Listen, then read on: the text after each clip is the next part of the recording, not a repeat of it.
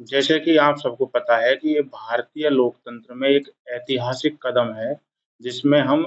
British औपनिवेशिक हितों से संचालित जो पुराने कानून थे, उनसे निकलकर एक भारतीय चिंतन प्रणाली पर आधारित नवीन कानूनों के क्रियान्वयन की दिशा की ओर बढ़े हैं।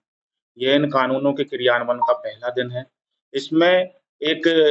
सरकार का भी एक आदेश था जिसमें कि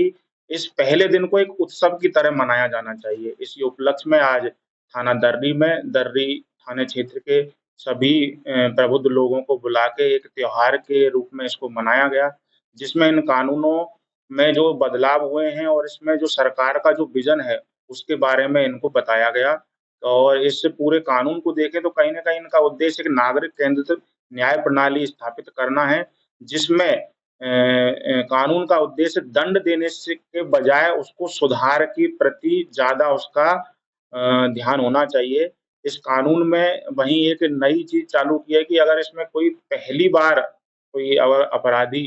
कोई अपराध करता है, तो उसके लिए एक सामुदायिक सेवा का भी प्रावधान है, जो कहीं न कहीं सरकार के उस उद्देश्य को बताता है कि इसमें दंड के बजाय हमारा ध्यान सुधार की तरफ।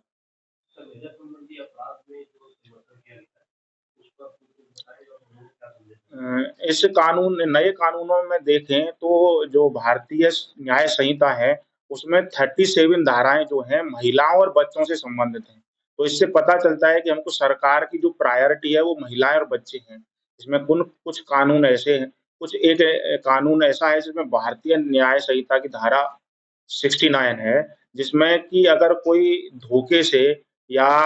उसको विश्वास में रख के उसके साथ गलत आचरण करता है, तो उसमें कठोर सज़ा का प्रावधान है और वो सज़ा 10 साल तक हो सकती है। इसके साथ ही जो गैंग रेप में जो 16 साल से कम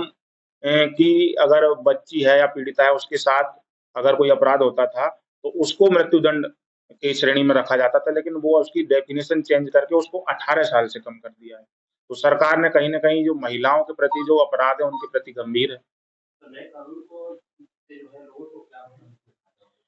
नए कानूनों के जो क्रियान्वयन से एक नागरिक केंद्रित प्रणाली स्थापित होगी, जिसमें जो टेक्नोलॉजी का प्रयोग करके नागरिकों को एक न्याय जो है सुलभ हो सके, उसके लिए व्यवस्था की गई है, जिसमें ज़ीरो एफआईआर है। आज कोई पीड़ित है, उसको अपना कौन से थाने में जाना है, ये सोचने की ज़रूरत नहीं है, वो अपने निकटतम थाने में जाके अपनी सूचना दे सकता है। अगर कोई किसी कारणवश थाने में उस दिन जाने में सक्षम नहीं है कहीं बिज़ी है, तो वो एक इलेक्ट्रॉनिक माध्यम से भी थाने में सूचना दे सकता है, जिससे कि उसको अगर थाने में अगर वो नहीं जा पा रहा है, तो वो कहीं न कहीं जो है सूचना देने में देरी होती थी, उसमें कमी आएगी। वो कहीं न कहीं नागरिकों के न्याय सुलभ करने में एक ऐतिहासिक कदम